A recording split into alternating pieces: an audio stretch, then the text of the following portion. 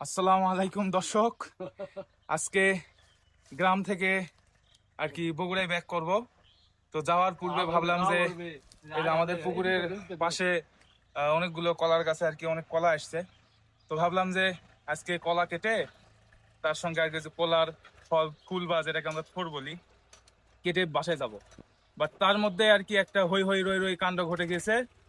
সেটা হলো কানে আসলো একটা বাসায় নাকি গতকাল রাতে এক গরুর 2টা বাছুর হয়েছে। তো আমরা এখন এই কলা রেখে ওই বাছুর দেখতে যাব। চলুন। আল্লাহু আকবার। এটা কি পাখি ভাই? এটা এটা মেয়ে, এটা ছেলে। এ পাখির নাম কি? পাখির নাম কোয়েল পাখি। পাখি কি আপনার পাখি? হ্যাঁ, আপনার পাখি, আমাদের পাখি। আপনার নাম কি ভাই? আমার নাম মোহাম্মদ রাগিব শিয়া। এই যে এনার নাম কি? পাখি আলার নাম কি? পাখিওয়ালার নাম আরাফাত। পাখি আলা কথা বলতে পারে না? কথা বলতে পারে। পাখি আলা নাকি 4টা বিয়ে করছে। আমার 4টা বিয়ে করেছে।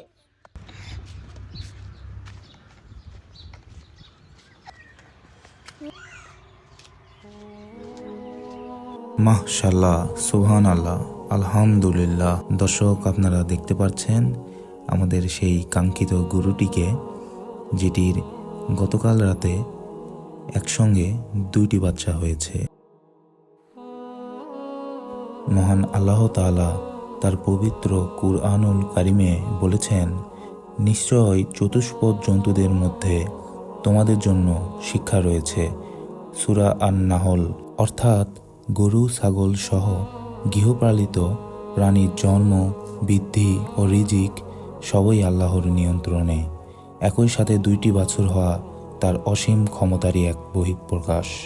এছাড়াও মহান আল্লাহ তাআলা পবিত্র কুরআনুল কারিমে সূরা হুদে বলেছেন, পৃথিবীতে বিচরণশীল এমন কোনো প্রাণী নেই যার রিজিক আল্লাহর দায়িত্বে নয়। অর্থাৎ আমার পাশে যে ব্যক্তিটি দেখছেন, উনি মূলত এই গরুটি পালন করে থাকছেন এবং মহান আল্লাহ পাক ওনার এই 2টি বাছুর হওয়ার মধ্য দিয়ে তার রিজিককেও দ্বিগুণ করে দিয়েছেন। এজন্য উনি নিজেও মহান আল্লাহ তাআলার প্রতি শুকরিয়া আদায় করেছেন।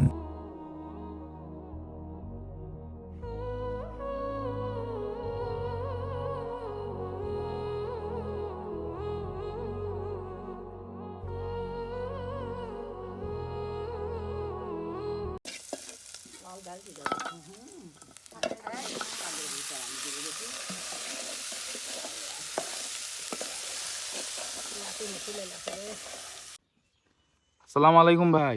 ওয়ালাইকুম সালাম। আলু কত করে কেজি? আলু 500। কি এত কে? লিন না জানতো এখান থেকে। আরে ভাই, এত দেমাক কেন আপনার? একটু কম হয় না? না, একটু কম হবে না, আমার সময় নষ্ট করবি না।